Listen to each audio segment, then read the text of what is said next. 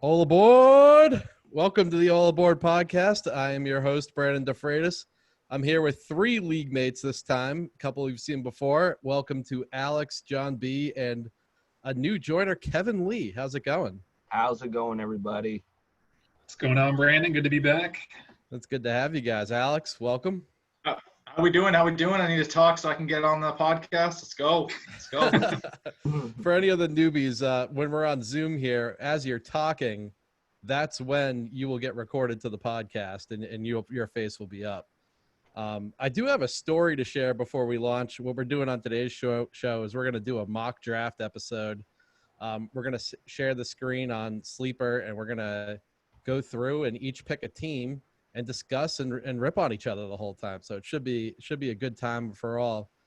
Before I do the story, I was and I say I because JoJo was primarily doing it, installing a new dishwasher at my house. We got it in, no leaks, perfect. It was like a 2-night process. We pushed the dishwasher in, and the start button is covered by the granite. So we now have to return it and get a different dishwasher that has a start button located somewhere else. So quite the epic situation going on here. Great start. All right. Well, let's get this draft started. What I'm going to do here is I'm going to share the screen. And then we're going to launch the draft. We're now sharing the screen. And as you can see here, we have Kev Lee at the 104, Alex at the 105, Jon B at the 106, and myself at the 107. We thought it'd be interesting if we stacked up on each other just so we can get in each other's way constantly. The way Sleeper works, this is the Sleeper app. It goes off average draft position. The computer will pick based on an algorithm, and then we'll pick and we'll discuss. So with that said, let's get this show on the road here. Presuming I can figure out how to start the draft on the computer. I haven't done this before, so. Begin draft. Come on, Brandon, you're better than that.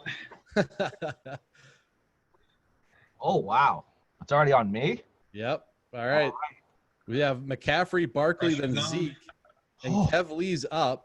Wow. Kev Lee, without discussing, quickly picks Alvin Kamara. Wow. I didn't know. I thought I was just going to add it to my queue, and I actually was going to press the button and then talk about it, but now it kind of got spoiled.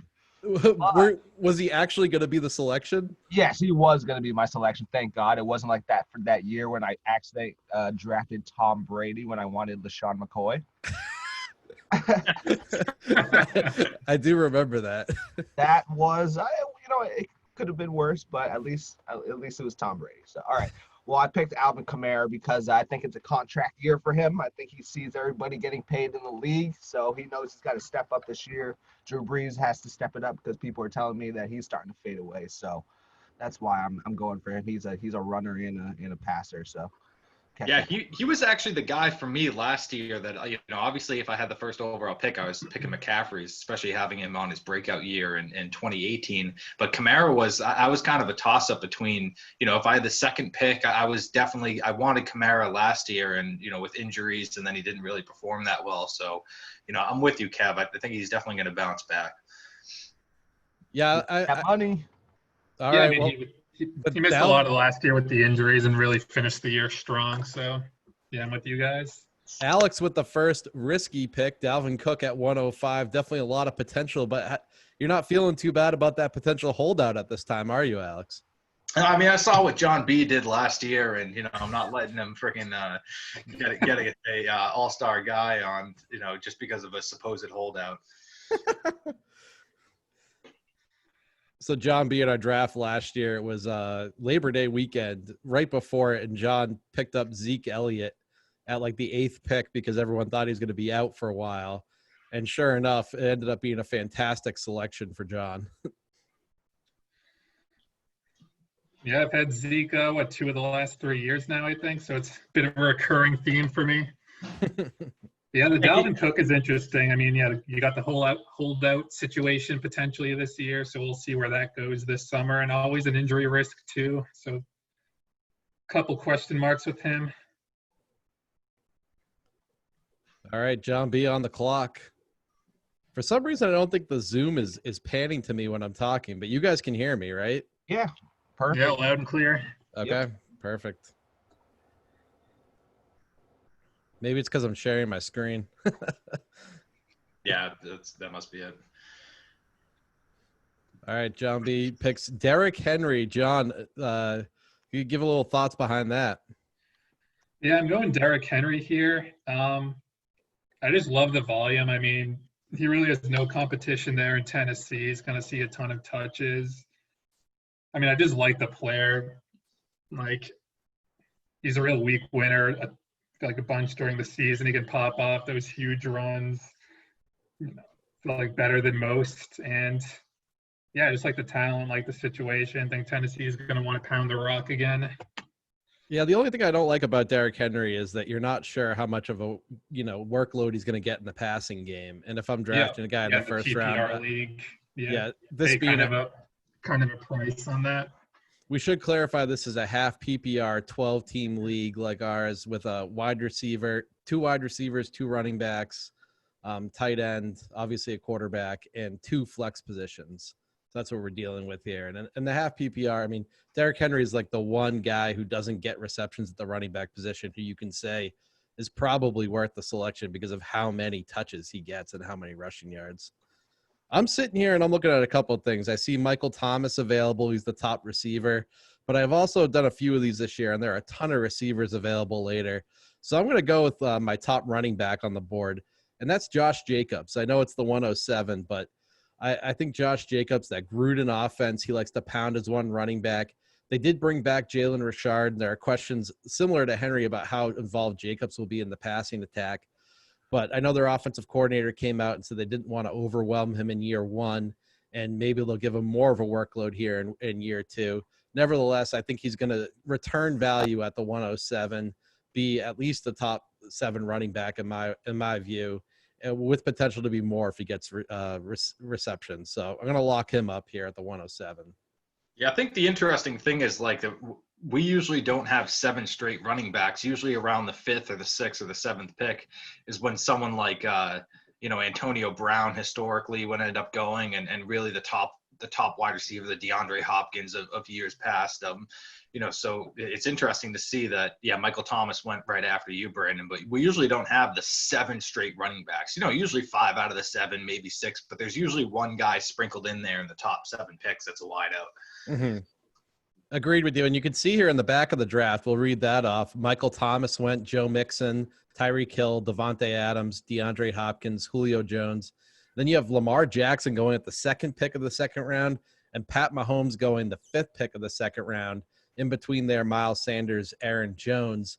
I mean, these 2 quarterbacks are potential difference makers, and we see them going here early in round 2. How do you guys feel about that?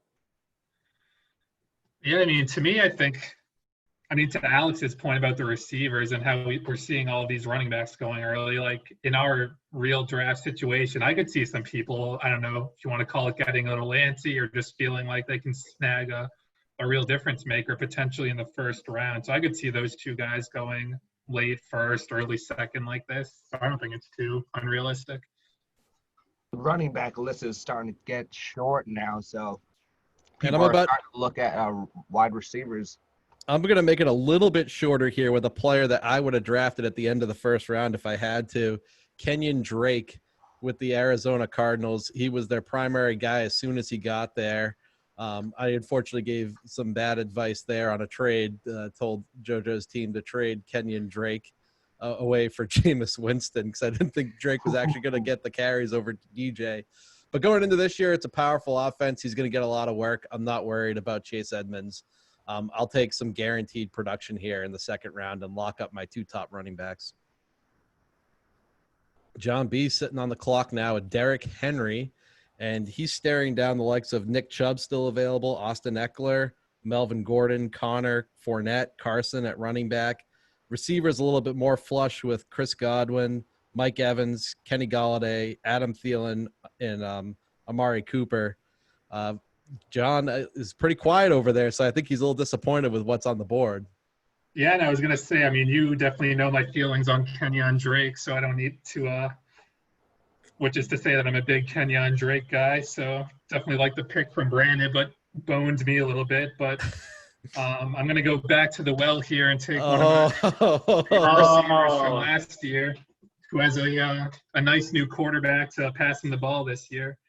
Yeah, no, Godwin, the player, is ridiculous. Like, I feel like he can do it all. Plus, I feel like he just fits what Brady likes to do with the ball, and that he can play that possession game and just rack up receptions, but also get enough red zone targets to give you that huge fantasy upside you want in an early round pick.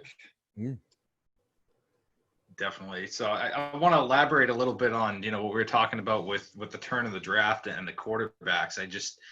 It's very interesting. I think that the first 7 picks, and then even the Michael Thomas, sprinkle them in here, Tyreek Hill, Joe Mixon, those kind, like the first 10 picks, I feel like are pretty locked in stone, unless you wanted to reach for a guy like Jackson in the first round or even Mahomes. But I think it'll be very interesting. I do think that that's where those 2 quarterbacks are going to go is right around the turn, or, in the early to mid second round. And I have to say, if I'm one of those guys in those spots at the beginning of the second, or, Mahomes fell here to, what pick was it, the 5th pick in the second round, I mean, it's going to be hard to pass him up. I know, drafting a quarterback early kind of puts you behind, but I feel like this is where those 2 guys are going to go. Like, I don't know who's going to draft him. I don't know if I'll have the stones to actually pick him, but I know if I'm sitting there, it's going to be really hard to pass him up. For me, I'm really focused on getting my running back room in order early in the draft. And if I was in the second round and I didn't have a guy I thought worthy of a second round pick at running back, then I would turn towards the quarterback. I'm pretty stubborn when it comes to positionally drafting. I just really don't think, like, we get into those later rounds, I'm going to have receivers that I like, and I'm going to have absolutely no running backs I want from that hunk of garbage. So I go so active on the running back front.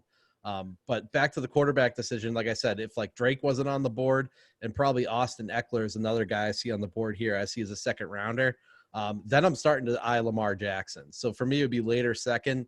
I don't think I'm going to have a chance to do that, though, because I think someone's going to want a difference maker early in the second round.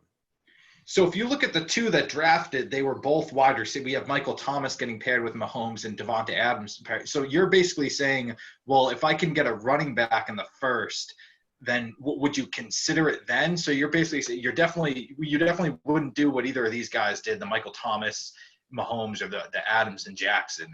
But would you do it if you got, like, if Josh Jacobs fell to, the 8th pick and like Michael Thomas, or even the 10th pick, where Tyreek Hill, like, at what point would you actually draft one of those quarterbacks in that spot, or would you just not do it? I would consider it. I mean, I probably have to do a few more mock drafts to see what sort of running backs I'm going to get in the 3rd or 4th or 5th round. But it's just going to be so tough for me when there are running backs that I think are first rounders. Like Sanders, Jones, Drake, and even Austin Eckler, to me, are all guys you can make arguments for to go in round 1. And if they're available for me, I'm gonna shore up my running back room before I go with a Lamar Jackson.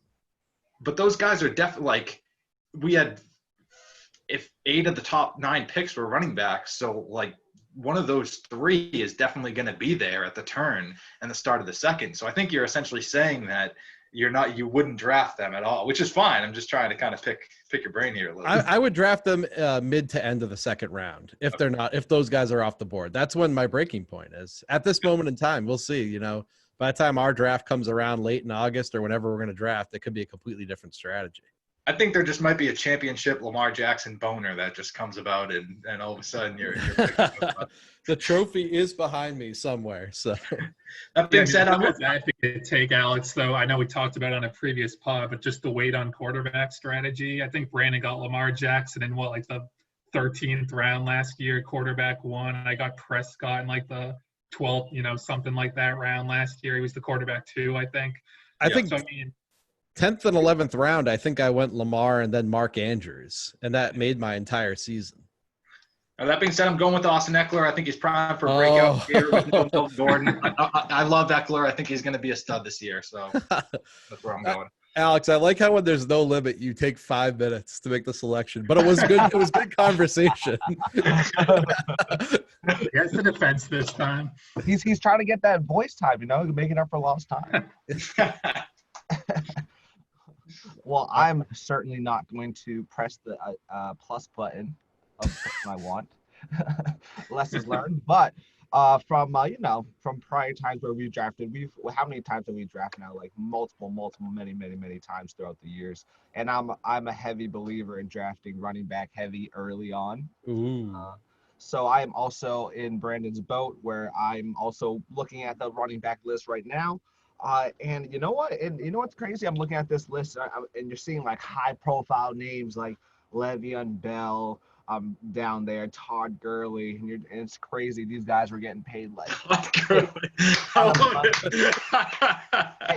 Kev Classic. Le'Veon Bell, Todd Gurley. It's just crazy to see those names so low, but I'm not going to be going after them right now. But it's just kind of interesting to see how low they've dropped on these lists compared to like last year, which was only 1 year ago. What was Le'Veon Bell going last year? Mid first round. Yeah. Yeah, dude, that's crazy, right? And now he's so far behind, and Todd Gurley in the same boat. So here we go. And I'm looking at the wide receiver list. There's a decent list. So I kind of feel good about the wide receiver list that I might be able to kind of slide with not going with the wide receiver right now because I am in the late second round. I'm not going to be able to get another running back in a while. So that could get me into some trouble. So I think I'm going to go with the Nick Chubb pick because I think the Browns are going to be a pretty well-rounded offense this year with more experience. So let's see how that boat goes with what's his name, Jarvis Landry, OBJ, Nick Chubb. I know they got one tight end that wants to stay there at least. Speaking of tight ends, right after you go Nick Chubb, Travis Kelce, George Kittle off the board, followed by Kenny Galladay, Melvin Gordon, Mike Evans, and Amari Cooper. Kev back on the clock. And Kevin, I'm not a big Nick Chubb guy this year, but the 209 is a ridiculous value for Nick Chubb. I think what scares me off is his production went a little bit down once Kareem Hunt returned and started to take the third down reps away. So that concerned me. But, I mean, you still look at it in the second round, you're going to get serious value for Nick Chubb, and he's still going to be involved in the red zone and getting in the early down carries. So I think that's a rock solid selection and the best running back remaining on the board. All right, so I'm seeing if I can maybe cheat and not draft a wide receiver, see if that's a possibility. Yeah, a lot of people I mean, two of us went running back. I mean, combined, we've had 8 selections. There's been 1 wide receiver and 7 running backs. So you can definitely see the strategy this season being very running back heavy. That said, there should be some values elsewhere on the board right now, as there's only there's been 2 tight ends is pretty reasonable, 2 quarterbacks, but there haven't been that many wide receivers taken so far. Yeah, I'm looking at the list, and you know what? I'm going with a kind of a solid guy that's been in the league for a while. I think he just actually coming off a year where he was hurt near the end of the year last year, but I feel pretty good about him. Adam Thielen. Come on, my boy. He is a pretty solid guy. I'm pretty sure he's a sure thing for 1,000 yards for Minnesota. So good number 1 for wide out for me. Yeah, that's where I was gonna go for sure, and now I'll have to do some thinking. Obviously, like Cooper Kupp is the next on the rankings here, and his chemistry with Jared Goff is what everyone knows about that. But just a little bit to talk about the running back. So the only thing that I was really thinking here was whether or not to go with the George Kittle. Kelce scares me a little bit with his age, and you see how at a certain point those big tight ends kind of get beaten up with, aside from the Gates, and I think Gonzalez did at the end, but Antonio Gates is kind of the outlier. So I was really debating. I'm like, well, do I want to go George Kittle? And the reason why I didn't was I knew that Austin Eckler wasn't going to survive that turn. So he was one of the guys that I'm like, well, I'd rather have Eckler than the next guy than get the George Kittle. But I think if you can get, someone like Kittle or even Kelce, it just puts you such ahead of the curve for the tight end position. Mm-hmm. Mark Andrews still on the board. He's probably the next guy to go, but it's the 3rd round too early for him. Going back to what Alex said, though, it's awesome to see Rob Gronkowski's name back on the list. It is pretty great. That was one of the other things too with the wide receiver is you look at like Godwin went the middle of the second round and then Evans goes the beginning of the third. And yeah, I like the upside, but knowing Tom Brady, like you don't know who he's going to develop chemistry with and who's going to end up in the Brady doghouse. So like it's kind of I feel like Godwin is more of a sure thing because he's the slot guy, and even though Evans is True, just this big but monster. Alex, going to your point, he brought Rob there for a reason. He called him for a reason. Be like, hey, Gronk, come to Tampa. Like, Oh, I'm not talking about Gronk. I'm just talking about between those two wideouts. Yeah. Oh, okay. I thought you were talking about Rob Gronkowski. I think Rob's gonna get his fair share of eating because he's just Rob Gronkowski and they have so much history. But yeah, no, I think Godwin is gonna produce a little bit more than Mike Evans right away because I think Mike Evans is gonna have to get a little bit more used to some of the stuff that Tom Brady wants him to do, and then Godwin is just isn't he a Godwin a slot guy? Yep. Yeah. Well, see, that's what's tough too, though, Kevin, is the Buccaneers are going to be running more of a 12 personnel offense, one running back, two tight ends. And that means Godwin's not necessarily going to be in the slot this year. And I think Godwin got a lot of advantage out of that. I believe they played 11 personnel last year where they had 3 wide receivers on the field. Godwin was the inside receiver, and he would not have the same strength coverage. I remember because I was really bitter as the Mike Evans owner. Mike Evans taking on all the hot corners, and Chris Godwin's got a bag of garbage covering him every single day. Yeah, so, they're saying that Godwin might be excelling in that role with Mike Evans taking all the heat on the outside, and then you got Rob Gronkowski getting everything in the inside. So there's gonna be some space in the middle there. So I'm about to make my pick, and I'm going to go 4 DK. minutes in. That's quick for Alex. Well, let me rationalize. I'm going to go DK Metcalf above Cooper Kupp here. I think the reason why is that last year really shed some light on this Rams offense that they have a lot of talent, and I had Robert Woods, but some weeks they would actually lay a dud, and Cooper Kupp was one of them. Kupp is the most targeted guy, but there were some weeks that he just didn't perform at all, and I just don't believe in Jared Goff, and if I want a number one wideout, yeah, Cooper Kupp can go off, but I want a guy that's going to have more consistent production. Well, before you pick this, Tyler Lockett's still there. Is DK Metcalf really the number one in Seattle? We don't really know. Yeah, it's true, but that's why we're doing mock draft. Starting out the Kings now. One thing we do know, that guy can lift a ton of weights. That guy's a beast. Well, this is why you're glad it's a mock draft and not the real thing. I mean, not that DK Metcalf's a bad selection. I think he has a ton of potential, and that's why he's going this high in the ADP. I think compared to the other receivers that you've seen go ahead, he's a little bit of a less sure thing in terms of opportunity-wise. And like a guarantee for touches. But he can do a whole lot more with the touches with his size speed combination. Yeah, so I'm up again. So yeah, I'm looking at both running back and receiver. I feel like there are a decent amount of players at both that I'm comfortable drafting. Like Brandon said, receiver is pretty deep, so I think I'm going to snag my second running back here. Oh, no. Oh, he's a guy who has some injury baggage, as Brandon knows all too well firsthand. But it's like the upside. I mean, when he was playing last year, I think he was on pace to be a running back one for the 7 or so games he was healthy.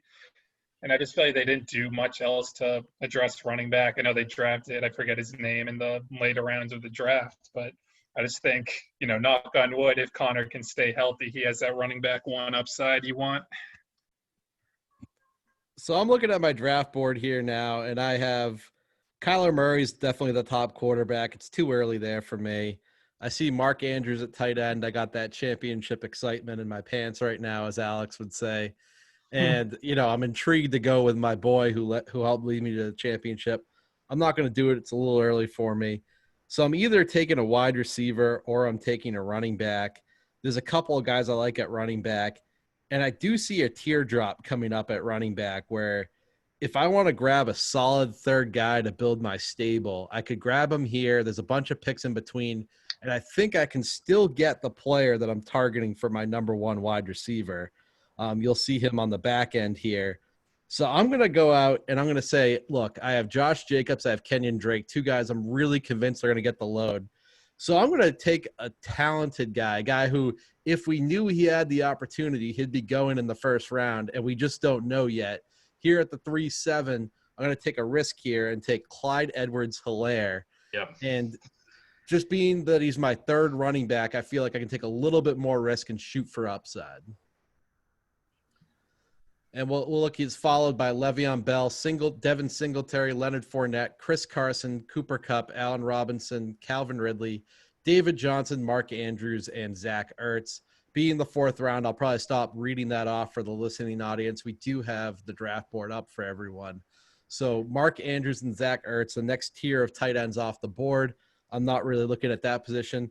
I am intrigued with a couple of the running backs on the board, but this is even too much for me to go right back to the well.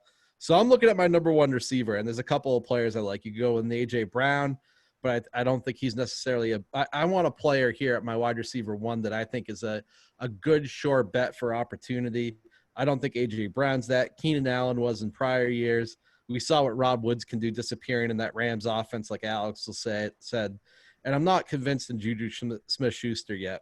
There is one player available, though, that I'm convinced is a top 10 receiver, shoe-in, no doubt, and is going to get a lot of targets this year with Teddy Bridgewater and his weak arm throwing intermediate routes instead of going deep, and that's DJ Moore. I'm going to take DJ Moore as my number one wide receiver here in the fourth round. Wow. I like the player. Are you really comfortable having him as your number one receiver, Brandon? Do I look concerned? I am comfortable. I mean, I'd have to bring it up, but last year I know there was a stretch there for most of the season. He was, a top. I want to say he was like a top 8 at the very least, but I'm pretty sure top 5 for the second half of the year. And I'll look up where he ended last year while Alex and John, while you three are on the clock. But I really feel like he's already had that wide receiver one season, but he's not a big name yet. His consistency was off the chart, too. I mean, I had him last year, and I loved it. Like, he was just pulling in at least, I want to say, 10, 11, 12 points pretty much every single week. He didn't really have that breakout, but he was high in the teens. And, you knew if you needed at least 10 points, he was definitely going to get it to you. So I really like DJ Moore, too. All right, so I know Brandon was alluding to it with his previous pick and the kind of the running back cliff coming up. So there is one guy who for me, is the cliff who I'm going to take right here. Another kind of injury risk guy. But Todd Gurley, I do like where he landed in Atlanta this year. I just feel like there's not much competition for carries. And again, knock on wood, if he's healthy, I just like the upside with the Atlanta offense. I feel like they always produce, and I'm hoping Gurley can get back to some pre-injury form and his arthritic knee can, hold up for one more season. Who's the other running back that plays with him? I forget. In Atlanta, they cut Devonta Ito Freeman, Smith. so Yeah, Ito Smith is the number 2. Oh, okay. Wow. Okay. So they're putting a lot on his plate then. Okay, cool. Kevin's intrigued now. So, John, I think looking at the board, and this is why I like having this on the screen share too for the podcast listeners. You can look here, and we've done a similar thing: 3 backs in a receiver so far. We did different rounds, so I want to pull Alex and Kevin. You could have Kenyon Drake and DJ Moore, or you could have Todd Gurley and Chris Godwin. Because essentially that's what we did. I went the running back in round 2. You went the receiver. I took the receiver in round 4. I'll make the bold prediction. I would flat out rather have DJ Moore than Chris Godwin on my team. So for me, I'll take Kenyon Drake over Todd Gurley. I think Kenyon Drake is miles ahead of Todd Gurley. Certainly I drafted him in round 2, but in terms of talent still on the board, and he doesn't have an injury concern, he's in an explosive offense, I would take DJ Moore over Chris Godwin. I'll repeat that. So for me, it's a shoo-in, but Alex and Kev, how do you guys feel? Kev, go ahead first. Well, I'm really excited about Tom Brady this year in Tampa Bay. So I just know how he likes his slot guys. I just like that is a tough comparison with between the two, but I think Tom Brady is just going to be going to Godwin a lot this year, just because he's a sure thing, trying to get his offense, trying to get the offense going. I think he's kind of a sure thing. He's kind of proven the last couple of years that he can kind of handle himself. Did he have 1,000 yards last year? Oh, You know, Godwin, yeah, yeah, he definitely. yeah. I remember he had a really nice year last year. And then you got Bridgewater. The only thing about Bridgewater is he hasn't played a full year under his belt yet.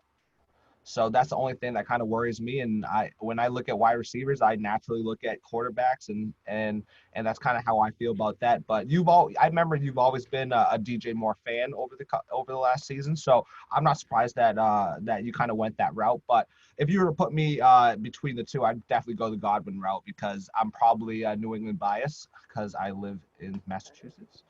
But and I'm just trying to hype myself up because I think that's going to be a fun year to watch Tampa and the New England Patriots play this year. So more fun for us. So Alex. what I think is going on here is like it's actually pretty indicative of the difference between Brandon and John as owners, in that John's, if aside from Derrick Henry, which is a real share pick, everyone else of John's picks is kind of a question mark.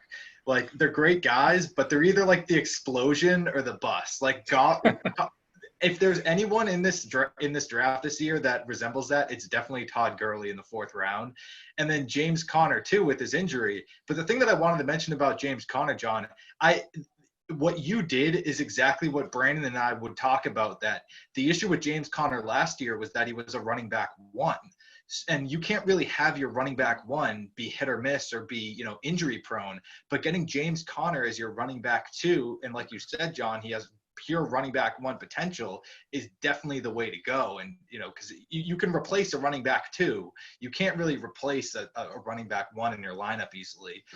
So I think that you went the upside, the Godwin with Brady, who knows what it's going to be, and then the Gurley and Connor. Whereas I look at Brandon's team, and I think between Jacobs, Kenyon Drake, and DJ Moore, it's so solid that they're just surefire production guys, and then his Clyde Edwards-Helaire is kind of the wild card there. So it's kind of hard.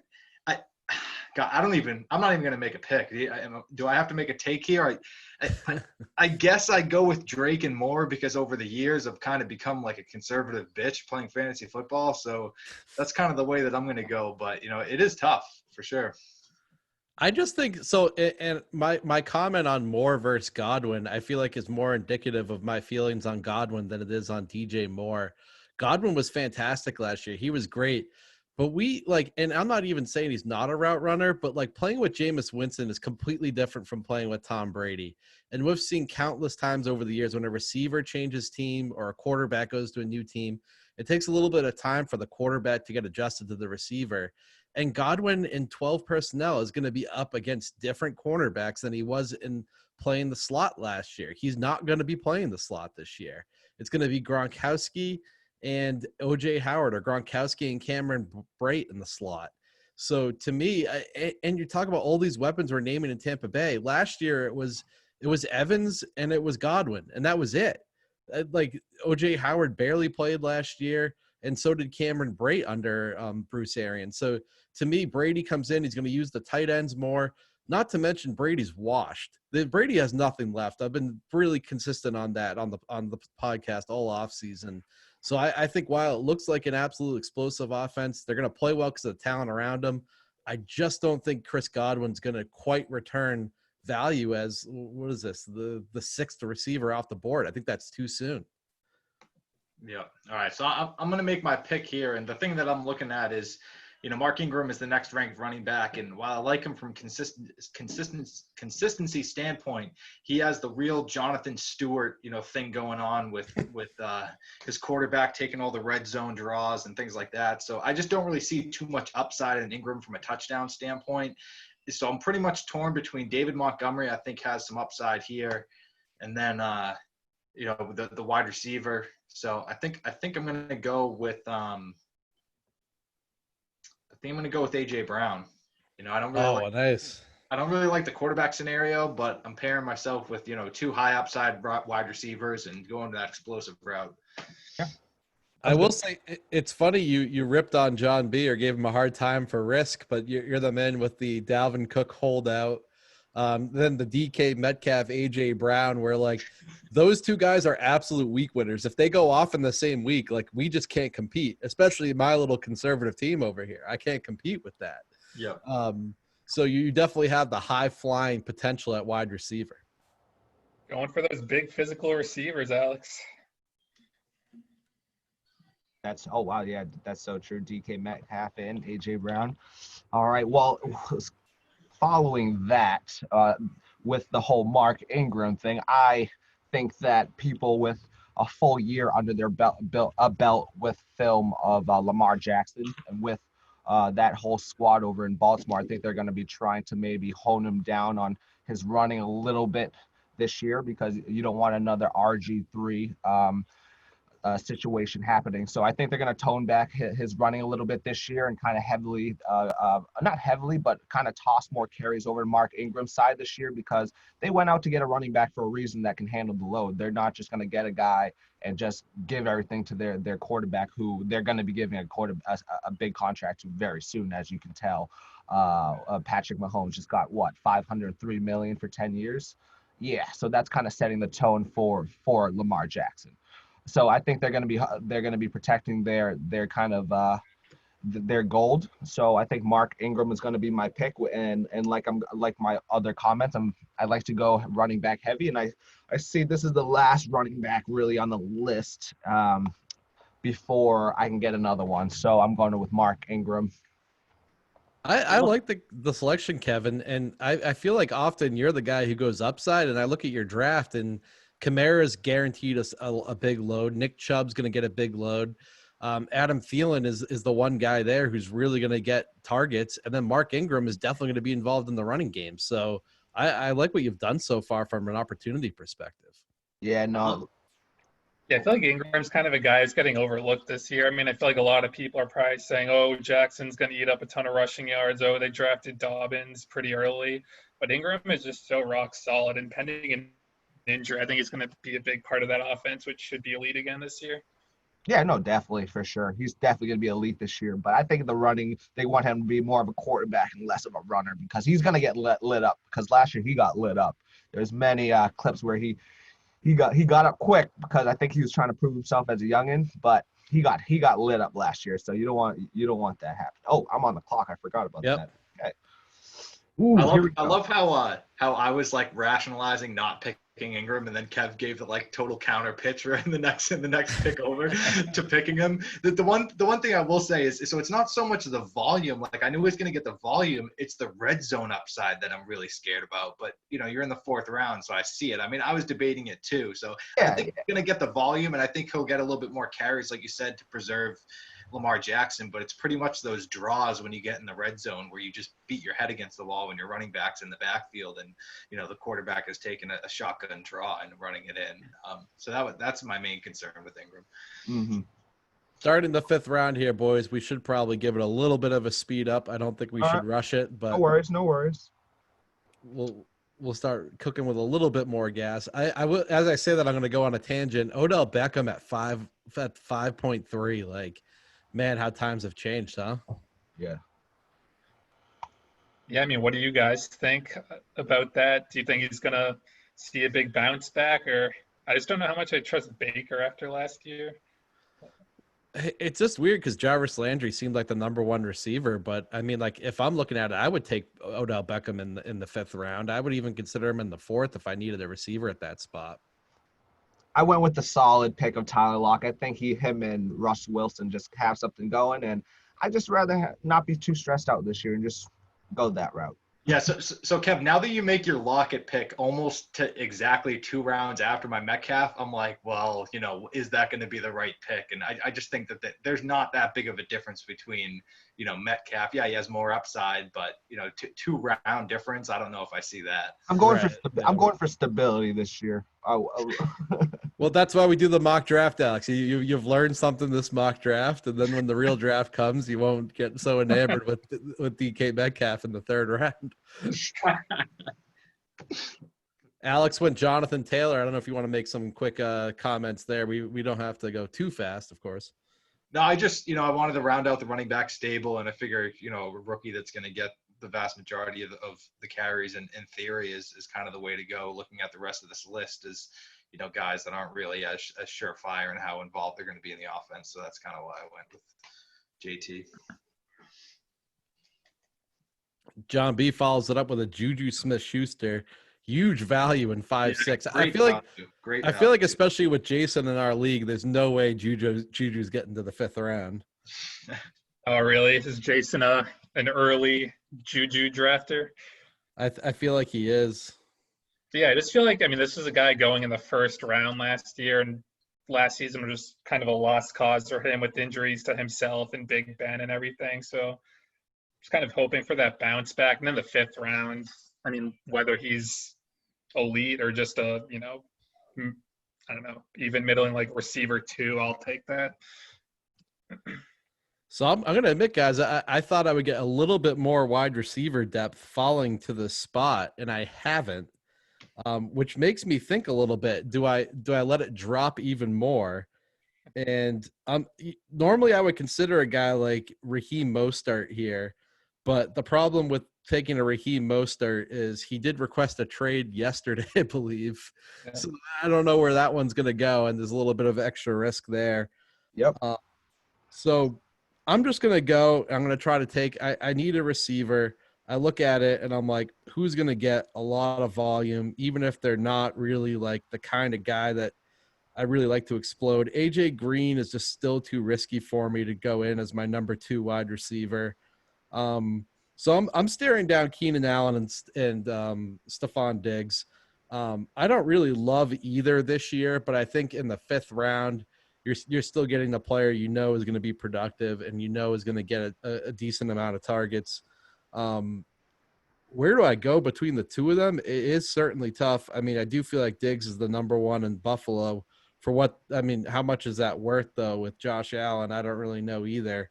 But I will end up going – I'm going to go Diggs. I'm not – I had to – that's bullshit. We all know in the real draft you're picking Keenan Allen in that spot. I know I considered it, but I'll admit, so I was between Diggs and Allen, and I see a couple of receivers I was eyeing, like Michael Gallup, Jarvis Landry, come off the board since then. But I think what was tough for me about Keenan Allen was I don't really think, and Alex, we've talked about this before, I never really thought there was a huge talent differential between Keenan Allen and Mike Williams in San Diego.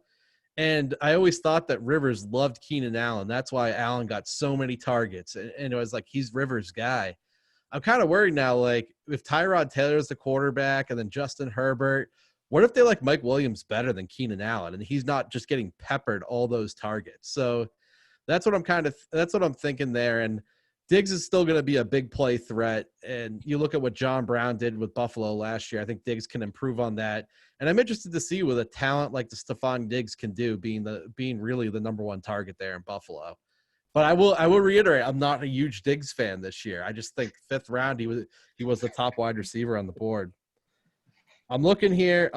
You got a high upside guy in Marquise Brown, who I think, he's in that Terry McLaurin, Michael Gallup range. But after taking Stephon Diggs, I kind of want to take a player that I know is going to get a lot of volume too. I'm going to take Devontae Parker. It's not sexy, but he's sitting there. He's going to be the number 1 guy for Miami this season. Had a real strong end to the year, and I expect that to continue. So as my 3rd receiver with Diggs and Moore, I feel like I have a pretty solid receiving core. It's not spectacular, but it's pretty solid. I know they're going to get targets. All right, so I'm going to shore up some running back depth here. Cam Akers. I'm going to go Cam Akers, a guy who has a chance to be the starter in LA. Hopefully that offense has a bounce back year. And, taking a rookie always has some risk, but I figure in the middle rounds, why not take the dart throw? Mm-hmm. Alex is up now. Flex. It does get a little tougher in these middle rounds. Like, I will say, like, I would thought like a guy like Juju or an Odell might fall to me at the 5-7. But it didn't happen. And, I'm feeling like a little bit throw-uppy with the Stephon Diggs pick. Oh, what? Kim, what? Let's go, baby. Let's go. Mock draft? Was this a joke for the mock draft? Alex just picked Cam Newton. Was it more of a mock draft joke, or you just locking up your guy? I might as well take Tom Brady, right? I I'm not going to take him in the 6th round. I don't think so. This is more for the sake of the mock draft. But yeah, let's get the discussion going. Cam Newton, baby, ready. Alex, I think, did you win a championship with Cam Newton in his 2015 MVP, and he has not forgotten it. I mean, I certainly hope you don't go with a better. I thought he won with RG3. I did. He did. He's won 3 championships. Oh, okay. I am going to go with Marquise Brown. I like the selection. Him and Lamar Jackson. Oh, man, the 2 rookies together, that was very impressive. I can only imagine their second year together. So I'm very intrigued by that. And I'm kind of jealous of Kevin's team. I like Kevin. I would trade teams with Kevin right now. Yeah, I'm pretty impressed by my team right now. I got a solid 3 running backs. Very well-rounded. Wide receivers. Good job, Kev. Good job, Kev. So I guess one comment. So I don't know if we're considering the new pick as legit or not, but just pretty much straight running backs and receivers for everyone. I don't know if Alex, you'd consider quarterback in the 6th round in a real draft scenario, but probably not Cam Newton. But is that the strategy for you guys, you think? Are you going running back receiver heavy, or if you're end of the 1st round, you think you're going with the Pat Mahomes or Lamar Jackson potentially? It all depends on positioning in my opinion. Like, I'm on the 4th pick, so like when I look at the situation every time it comes around my way, if Patrick Mahomes was realistic, because he did go pretty early, early 2nd round, so like I didn't really have a chance, so like it didn't really cross my mind. But if I was in the later rounds, I definitely would consider. I would probably consider a wide receiver or a quarterback, because when you look at the 1st round right here, like it's a heavy running back in the early rounds, and then it kind of slips off, and people are like, all right, well, a lot of running backs are being taken, so I got to kind of look at other routes from when you look at value. Looks like Kev's up again. I don't know if he's aware. Yeah. All right, so I'm actually going to I'm going to go with a mock draft-esque kind of move. I'm going to go with Rob Gronkowski as my tight end. Oh, here we go. Dude, that's who I was going to go with because the tight end list is getting a little bit thin, and there are some names on there, but you know what? I kind of want to watch. I want to root for Rob Gronkowski this year, because I think it's going to be fun to watch him, and I think he's going to go back to himself, but even a 3/4 of what he was is fine with me. Yeah, so I got a bunch of high upside guys here, so I'm looking at the wide receiver, trying to get my 3rd wide out here. And, I do like the Brandon Cook switching over, even though he's kind of I'll leave it off the podcast, but fill in the blank. But and then Will Fuller's another guy that is just huge, big play opportunity. He does have his injury risks here. But I think for the purpose of getting my little stack here, I'm going to end up pairing Cam Newton with Julian Edelman here, and get a reliable guy. Yeah, he's on the back end. If not, he's on the green on the 9th hole on the back 9, so to speak, here for his career. But I'm gonna get the stack here with my 3rd wide out. I like that golf reference, Alex. Solid. Well, he's got the Patriot stack, the potential Patriot stack. So I'm also going to stay my 3rd receiver here. Alex was kind of alluding to it, but I feel like it's kind of take your pick with Cooks and Fuller. They're both kind of big play, injury risk type of guys, and I guess we don't know which one will emerge as Deshaun Watson's real go-to target, but I'd lean Fuller a little bit, but it could go either way with those 2 guys. Yep. So I'm looking at this pick, and I'll just read off what I'm thinking in my head here. Sony Michel was the guy I was looking to grab. It's a 7th round. He doesn't seem to put up big games anymore, but he's a player that you could still get a decent amount of touchdowns, even with this Patriots offense. And we've seen running backs with Cam Newton on their team play a little bit better too. He's a volume bet who I would like to put in the running back room, but a player fell to me. And once again, I mean, this is just fun because I like to disagree with Jon B, and he ends up being right, more often than not. But I actually think Jon B took the number 2 receiver for the Houston Texans. I'm taking Brandon Cooks. I think it's a ridiculous value in the 7th round. Again, Cooks and Diggs, not often guys, I'll admit, that I look at in any of these drafts. But when is Brandon Cooks, outside of last year when he had his concussions, and I'll admit that is a question mark, but he has always been a top 15 receiver in fantasy football. And if I can grab that as my fourth receiver, as one of my flex position guys, I'm feeling pretty good. And he always has big plays working with Deshaun Watson now. I'm feeling good about that, better than I felt with Jared Goff in that St. Louis offense. I mean, the amount of concussions he's had, that's what's just scary to me. It's not just last year, it's a recurring thing. And what's funny so both Fuller and Cooks, you say, all right, these guys are injury prone, but the way they're injury prone is completely opposite. Fuller is hurting his ankle, he's hurting his knee and his body, but Cooks, it's just all in the head, which is, for long term more scary. But it just gets lit up. Yeah, so, I just don't know. Like Fuller, I feel like is going to come up with some injury, but then Brandon Cooks, it's like he could be one big hit to the head away from being out for, the rest of his career. So that was deep. All right. I'm looking at it. I like a lot of receivers on the board. It's still too early for me to grab a quarterback or tight end in my drafting strategy. There is one running back I am interested in, a couple, but the guy I'm going to take here is Tevin Coleman, and it wasn't a guy I was really looking at until the news. I wanted him. The news yesterday that Raheem Mostart has requested a trade because he couldn't come to an agreement. Mostart goes 509 in our draft. Tevin Coleman goes 86. I don't think we, number one, know that Mostart's definitely going to be the guy with Kyle Shanahan.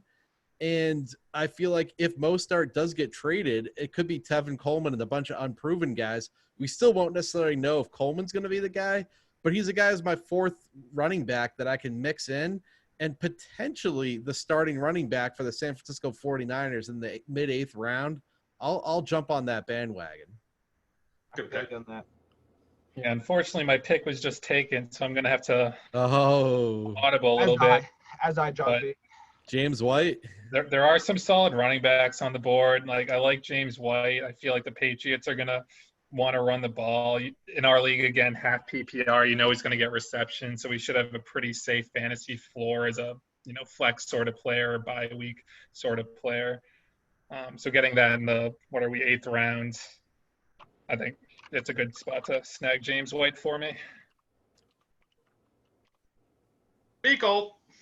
Alex going straight upside at receiver. He's got the old man Julian Edelman locking down the targets, and then he's just got I could just blow up on your team with Mecole Hardman, AJ Brown, and DK Metcalf. That's a good pick. Kev, I don't want to start dropping picks, but it would be kind of funny if one of us grabbed Alexander Madison before Alex can secure his Dalvin Cook investment here. Why am I going to draft a handcuff in a mock draft? Come on. Shots fired. Don't disrespect the mock, Alex. Come on. I drafted Cam Newton in the 6th round. I'm not drafting Alexander Madison as a fictitious handcuff. Fictitious. Hey, I'm playing this straight up here. I might be giving a little bit too much of my drafting strategies. Oh, Drew Brees. No, I went Drew Brees because I think it'd be a great combo with Alvin Kamara and Drew Brees with a passing touchdown, double whammy. That would be fun to watch. And I think Drew Brees is motivated this year more than Aaron Rodgers because I think Aaron Rodgers is more downhill than Drew Brees with everything that's going on around them. So I think Drew Brees is really going to be looking to revive his name this year. So went with the Drew Brees pick. And then now I'm kind of looking more of, should I go with a running back or a wide receiver? Kind of looking at both the lists. Both lists are definitely slimming down for me. I think I'm going to go with the wide receiver. I think it might be a little ballsy, but I have been watching these wide receivers for a while, and I really like CeeDee Lamb with the Cowboys. Ooh. I really like him. He's a freak. He is a freak. Dak Prescott has never had anything like this. He is a Tavon Austin on steroids, and Dak Prescott is going to have a fun time with him. Yeah, CD was my favorite receiver coming in through this year's draft. You might see it on a previous podcast, and he fell to the Cowboys, and now that receiving core is just absolutely scary. Yeah, he's going to be in the slot. Oklahoma. He's coming from Oklahoma, I believe. And I think I'm excited to see what Prescott does because Prescott is he's on a tag this year, so he's motivated to get his numbers up. So one way to do that, throw it in the land, baby. All right, so what I'm looking at here is I think I'm going to go tight end, and I just have what's the deal with Austin Hooper so low on the rankings? Like, this is a guy who was the #1 tight end last year. He's on Cleveland. So that's the whole reason why he goes from being the #1, maybe #2 tight end last year to being chopped liver now? Well, that's because there's 3 tight ends in Cleveland. And Njoku just requested a trade, and now the Patriots are like talking about trading for him in another team. So that's kind of in the mix right now. So that's probably why it's dropped so much. I do like him. I mean, it is the 9th round, so. Yeah. Well, I'm gonna go with the guy that I think has the most upside left, and call it me just doing what feels familiar here, but he really kind of proved himself in a couple of times last year and actually lost Tony a playoff game by not starting him. I'm going with Jared Cook. Jared Cook. Yeah, this is tight end territory. Not for me. Not for me. Yeah, I'm just going to continue to build my running back depth here. So I'm going Keyshawn nice. Vaughn. Another kind of, just a rookie running back. We don't know what he's going to be, but it's really just him and Ronald Jones there in Tampa. So getting him this late, we'll see if he can emerge there. John, I feel like you're messing with us because you never build this much running back depth in any draft that you do. So. Trying out a few different strategies. Wow, look at that. So, 6 John, running backs. No, that is true, though. Last year, I think I drafted 4 running backs total in the entire draft. So, John, I see you went with who you thought was the Pittsburgh Steelers' #1 wide receiver at 5'6". I'm going to take their actual #1 receiver now, and Deontay Johnson here at the 9'7". It's just trolling me at this point. He was very productive last year, got open a lot, and did it with some crap quarterbacks. So I'm interested to see him with Ben Roethlisberger.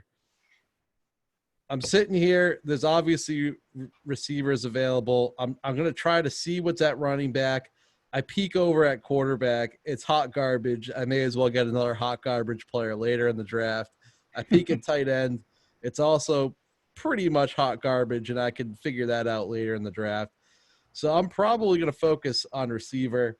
Running back wise, I see there's Tony Pollard. I could secure with Chase Edmonds at running back for Kenyon Drake. And you know what? I think that's what I'm going to do. I don't have a ton of depth on this team, so I'm going to take the handcuff to my 2nd round pick, Chase Edmonds. We're in a COVID-19 world. If Kenyon Drake tests positive for COVID, I'll have the guy to stick right in there, and I'll be just fine. Handcuff in the mock. I know. I hope all of the health records are going to be involved in the fantasy analysis this year heading into the season. Let's know who's healthy. Sounds like a great idea. So we have 4 rounds left. We have the rest of this round and then 3. So I still need to draft a quarterback and a tight end. As do I. So I'm going to draft my 4th receiver here. I'll go Henry Ruggs. Nice. I know the Raiders took him early in the draft. Has the potential. Oh, nice. He's a burner, which is a classic Raiders player. We'll see if he can gel in that offense. Man, so that's actually where I was gonna go as well, but I think it was pretty good because I do need to get some more running back depth. So digging back into the stable of good times, or good memories of years past, I'm gonna go with my boy Tariq Cohen. Oh, yeah, I do like Tariq. Jon B and I were talking in an earlier mock we did this offseason. We're like, Tariq Cohen's kind of a forgotten guy. And last year, he still had, I think, 74 receptions, and he just didn't have the big plays. And maybe with Nick Foles, that comes back a little bit. Still a very electric player. So, I mean, at this point in the draft, the running back's available. A guy like Tariq at least is going to get receptions and get some points for your team if you need to play him in a pinch. All right, so I'm on the board right now. So I'm actually pumped about this player that is – I think it's super underrated at this moment. with all the comments that he's put out that he wants to stay with his current team, I am going with Sammy Watkins. The Lizard King. Chiefs So player. he is a solid wide receiver playing in Kansas City behind Patrick Mahomes, and he's going in the 10th round as a wide receiver. That's nuts. I think he's going to have he played really well in the playoffs last year. I think that spoke volumes. I think he's kind of matured now. He's not like that guy chasing money anymore. So I think he's realized that, and he's kind of found his team in a good niche, and I think he's going to ride the wave. So I'm going with him, and I've drafted every position, so I think I'm going to go with the defense. Just kidding. Oh, I think I shut defense. I know off. it is. All right. So I'm thinking I'm gonna go with running back. I need more depth. So this list is tough. Ooh. So this sort of highlights why I prioritize running back so much early in the draft. Kevin does have 3, so he's set there, but hasn't really built beyond that. And now he's looking at, a hot steaming pile of garbage available. Yeah. Yep. You know what? I'm gonna take a. Oh man, this list is tough. So I'm actually gonna go Duke Johnson. I think he's a somewhat decent running back in Houston. So we'll see where it goes with David Johnson and everything. If that doesn't work out, Duke Johnson's gonna get his share. Yeah. So to Brandon's point, I'm looking at some solid wide receiver depth here, and I think I know that they're going to be available in the next couple of rounds. There's a couple rookie running backs here that I got to just do more research on. I don't want to, flash something on here on this mock and pretend I know what I'm talking about with Zach Moss and Antonio Gibson. So I'm going to go with someone that I feel comfortable about. And to Brandon's point about the COVID era, and you know what, maybe I'll just take a handcuff here after all, and I'm going to go with Justin Jackson, a guy who I think big play, potential if anything ever happens, to Austin Eckler. So I'm gonna go ahead and grab my handcuff here. What's the deal with Melvin Gordon? Is he staying or what? He's in Denver. He's in Denver now. Okay, I totally forgot about that. Wow. All right. Jon B finally taking a quarterback, Kirk Cousins, a guy I was peeking. Yeah, so I'm going to start my quarterback here. Yeah, Kirk Cousins, not a sexy, fantasy quarterback, but he's been pretty rock solid the last couple of years. Well, I'm looking at this now, and yeah, it's a little barren at the quarterback position. I still don't really care. Actually, you know what? There are some tight ends I do like, and to Alex's point, Austin Hooper in Cleveland with that Kevin Stefanski offense could be pretty involved, but so could the man replacing him, Hayden Hurst. I'm going to go with Austin Hooper and the talent, lock up my number 1 tight end here in the 11th round. I think that's a crazy value for him. Roethlisberger was one of the quarterbacks I'm looking at, and I will admit to the listening audience, I will probably go quarterback sooner. I can't count all the red squares on the thing, but I'm really late here at the quarterback position, and I probably won't do exactly this in the draft. But there is Jared Goff sitting there for me, or I could continue to roll the dice. DJ Moore and Bridgewater, I heard what you said before, right? There are some good receivers available. I feel like I can get someone. Brandon, I guess that to give a little insight here, what's interesting is a lot of these auto pick teams, they are picking 2 quarterbacks, and I feel like historically that's not done that much in our league. It is, but not to the extent where they're drafting a second quarterback in the 9th round. But what you mentioned is something interesting with this year with the COVID. That do you think it makes sense to say, hey, well, if Prescott goes out for 2 weeks or, maybe even 3 weeks, depending on the game schedule, I have Brady, so I'm going to take him in the 9th. I don't think that's going to happen, but to defend your little waiting strategy here, I feel like there's going to be more guys. If this was actually our draft, there's going to be more guys available for you to pick here for your QB1.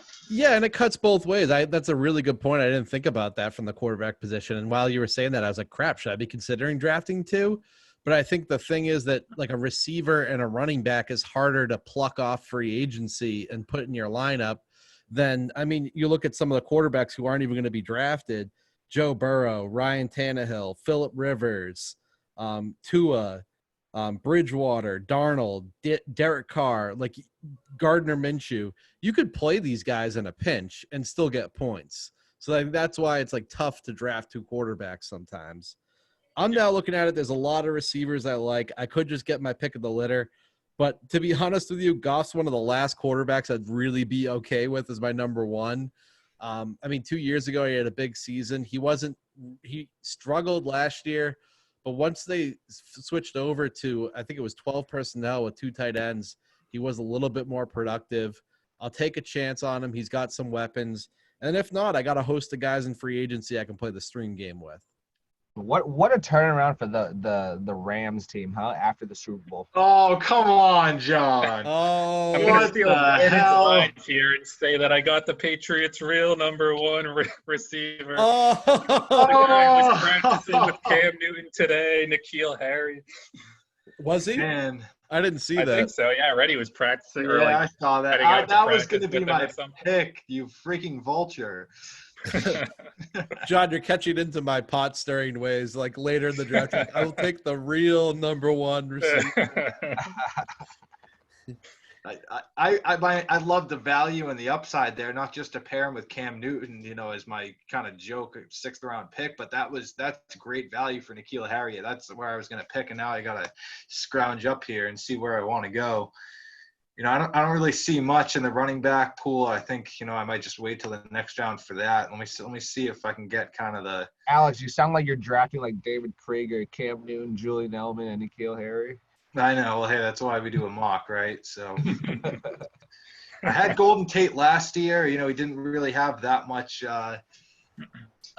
with Daniel Jones, that much chemistry. So I think I'm going to go upside here, and Jalen Reagor is intriguing, but I think just for a conversation, I'm going to but Bridgewater throwing the ball downfield. I want to go Robbie Anderson. Let's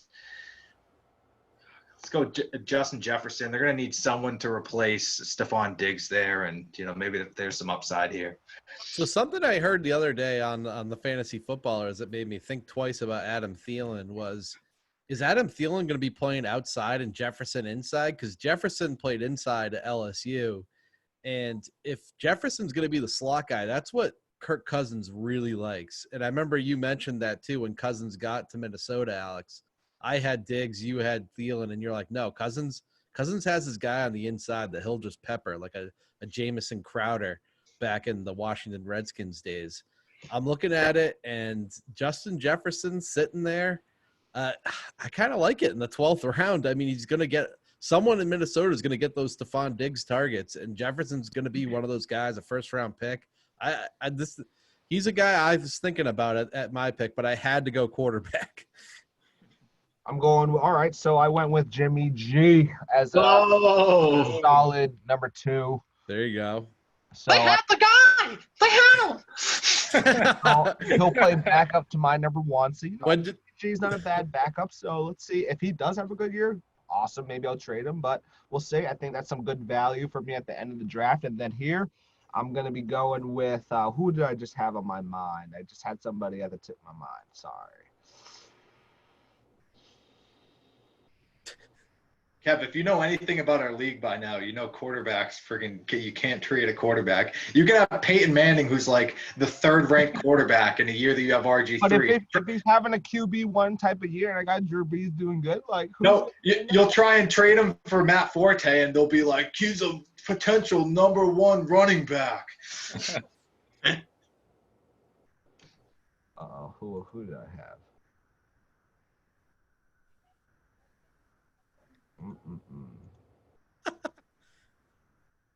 It's only the last round here. Not messing around with the final round. I'm just gonna go with Golden Tate. Solid. I mean, in the COVID-19, world we have now, Golden Tate's a guy who's going to get targets, and he's not a name you draft. He's not going to be a league winner, but a player that you can fill in a pinch, and I think that's going to have some additional value this season. Yeah, we'll see how the Giants do. Oh, I'm kind of I want to get a second quarterback, and I'm kind of torn between the 2 rookies and Joe Burrow or Tua. I'm kind of scared about the hips, so I think I'm going to go Joe Burrow here. Oh, does have a lot of weapons. Jonnu Smith. I'm going to snag my tight end here. truthfully don't know a ton about the guy, but I remember he showed some flashes towards the end of last year, and he really kind of scraping the dregs at this point in one way or another. So I'll just take Jonnu Smith. So there are a bunch of receivers I do like here. I mean, Alex mentioned Jalen Reagor in Philadelphia. Michael Pittman Jr. has some intrigue with Indianapolis. And then a guy like Brandon Ayuk, who could be the number one receiver for San Francisco while Deebo Samuel waits to get healthy. There are interesting guys there, but I just noticed a potential late round running back guy that I kind of like the more I think about it. I'm almost afraid to even reveal this because they don't really exist much, but make fun of me all you want. Carlos Hyde with Seattle. I don't know. Let me try to look at this. I don't know what the team name is. The 11th pick over there, Chris Carson at pick 311. I get the real starting running back for the Seattle Seahawks at the 13-7. But no seriousness, I'm worried about Chris Carson. He had a hip injury. They say he's going to be healthy. I don't know if I buy it, especially with the way he's been just like physically beat up in his career. He has a really physical running style, and I don't know, hip injuries just always, they just don't seem to work out well. And I'm not a medical professional, but I still have some worries there. And Rashad Penny's not healthy, and they brought in Carlos Hyde, a guy who had 1,000 yards last year with the Houston Texans. He's the perfect guy. Alex has seen me do this for years. I'll throw him on the last pick of the draft, put him on my bench, and I'll get rid of him over Labor Day weekend if I have to. But I'll see if Chris Carson is truly healthy and lasts the preseason and sit there with my Carlos Hyde waiting to see if I potentially have a number 3 running back in the wings. I remembered my pick now. I meant to pick Jerick McKinnon, but coming off an injury of a full year, I mean, late round, last full 2 years. Why not? Yeah, 2 years. Like, you never know. He's flashy. Like, Yeah, Mostert gets traded.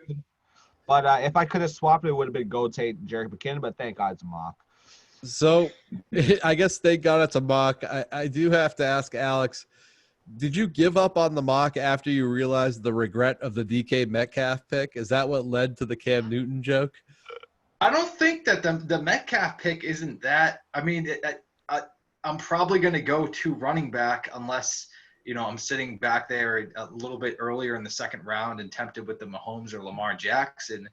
And then I look at the other wide receivers that we're taking around, and I was comparing Cooper Kupp and DK Metcalf, and I'm like, I'd rather go with the explosive guy there, so it wasn't really that much of a joke, even though I got shit on for it, I'm gonna stay by my take. Well, would you rather have, what about DK versus Tyler Lockett going a full 2 rounds later? I mean, even if Metcalf finishes the season ahead of him, the value on Lockett there seems pretty good by comparison. Yeah, that was when that happened, I was like, well, that makes my pick look worse. But, looking at some of these other guys, I mean, I like DJ Moore. I had him last year. I just like Teddy Bridgewater, and I just am not a fan of Teddy Bridgewater. I understand. Me. So, yeah. I love hearing this. I mean, you bring on all the DJ Moore hate. I'll take all the shares in the 4th round. It's just concern. Well, I want you to be very concerned. Very concerned. But anyway, I do think I have the best team when it comes to all of us right now. Oh, there it is. I'm looking at the 4 teams. We're all right next to each other, and even half rounds, like the first half of the round, the draft. I think I got the best team in the first half, and even the full half. I mean, all right. Well, to make this interesting, and I mean, to the viewers out there in our fantasy league, Kevin and Alex annually have the best team coming out of the draft. No questions asked. Well, along these lines, I want to play a little game because obviously we all like the players we selected. We're gonna start with Kevin, go up to John. This is how you guys are showing on my screen. Kevin, John, Alex, then I'll finish it up. All right. Out of the remaining 3 teams, pick the draft you like the best. And give us a couple reasons why, and we'll go on to the next person. All right, so I'm just gonna go down the line. So why and why not I like it. So Alex is after me. I like the Dalvin Cook. Austin Eckler is the first 2 are good. Metcalf I'm not a big fan of. AJ Brown is good, but I'm not sure. Yeah, I'm not feeling Alex's team, to be honest. I would have to probably go with Brandon's team because I do like Derrick Henry. I just not I'm not a fan of Chris Godwin as a second pick for your team. So I like Josh Jacobs. I think he's got a huge year coming up for him. I think Kenyon Drake just stumbled upon like a great team that he can actually produce in. Don't really know about your third pick, but I'll take your word for it because you know more than I do. And then, yeah, I mean, your first wide receiver is like, but your rest of the wide receivers, I was like, all right. But yeah, I probably would Brandon's team as a second to mine, of course. Much appreciated. Jon B, let's go through your next favorite team other than your own. Yeah, so I'm actually going to agree with Kev here and go with his team. I just feel like he had a, rock solid draft all around. So I mean, starting with Kamara, who's kind of a no-brainer, like you said earlier, Brandon. Like I also don't love Chubb with Kareem Hunt there stealing some touches away, but in the late second, that's huge value.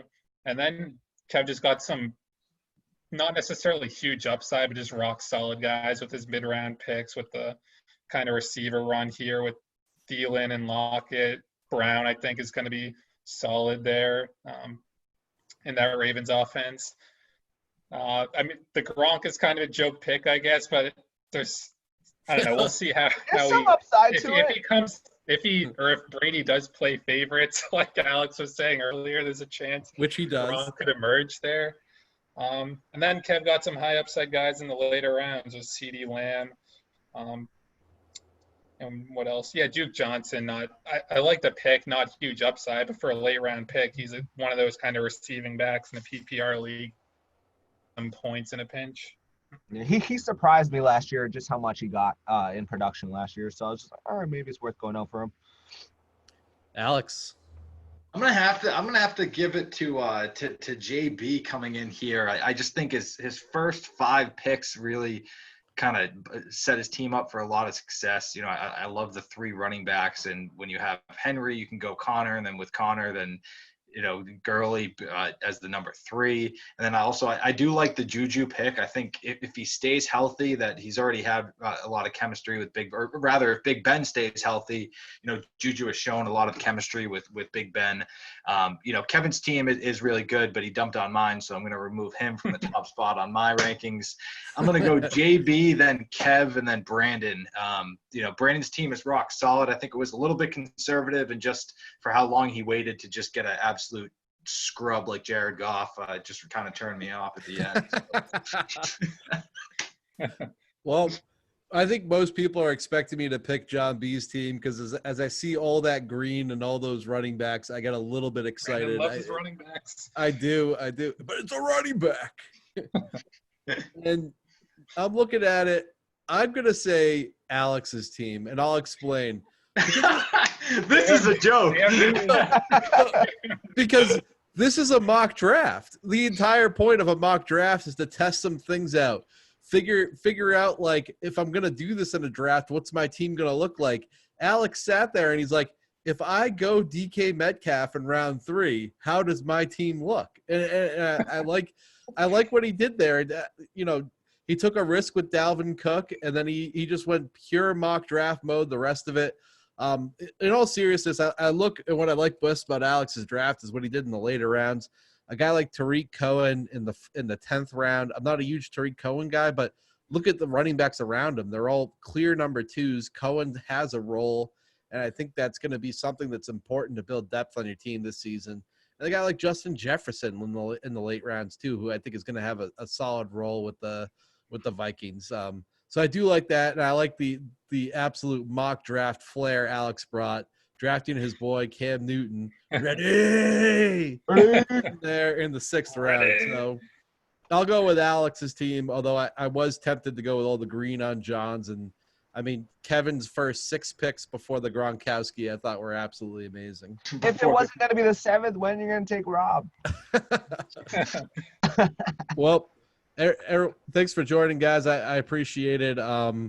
You hang on after, because we'll end the podcast for our listeners, and then we can still continue our discussion. But this has been a long one, and I'm sure they've long since stopped listening. So we'll cut it off at some point to stop intimidating people when they log in. Thanks for joining. Hopefully, I have you guys back. I'd love to do another one of these during the off season. Probably can't do it too close to our drafts, but I appreciate it, guys. Any last words? Thanks for watching. Yeah, thanks for having us, Brandon. Definitely. Good For time. sure. All right, and we're all ready for the season. Ready? Thank you for joining. We'll catch you Later. guys next time. Peace.